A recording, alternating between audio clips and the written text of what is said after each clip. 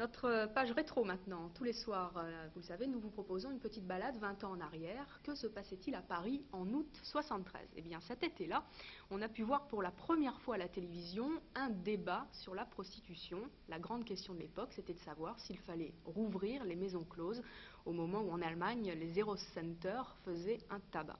Et sur ce plateau de télévision, eh bien, on retrouvait justement Marthe Richard, dont le nom était associé à la fermeture des maisons closes. Pierre Duclos.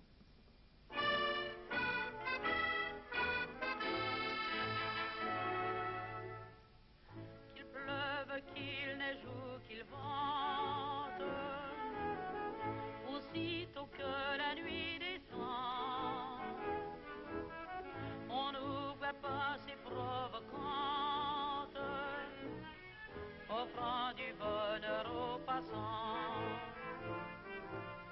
Image récente, chanson des années 30 interprétée par Fréhel, et dans l'intervalle débat sur la prostitution.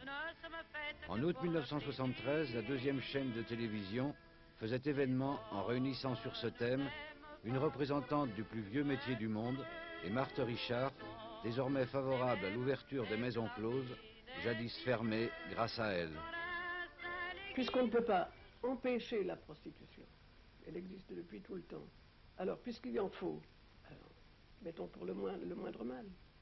Et ça, c'est le moindre mal. C'est mieux que de voir les femmes aux portes des hôtels, dans les rues. Voilà pourquoi il faut modifier certaines lois. Et voilà pourquoi je vous ai contacté. Et oui, et vous les avez fait fermer, à moins de les faire ouvrir, mais c'est pas facile, hein.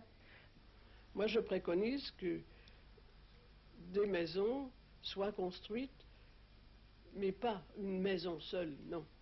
Des petites maisons dans un grand parc. Oui, oui, où elles vont uniquement travailler. Voilà. En somme, vous êtes en train de monter un syndicat des dames de petite vertu. Oh, pas de syndicat. Les syndicats sont toujours à but politique. Une association à but non lucratif.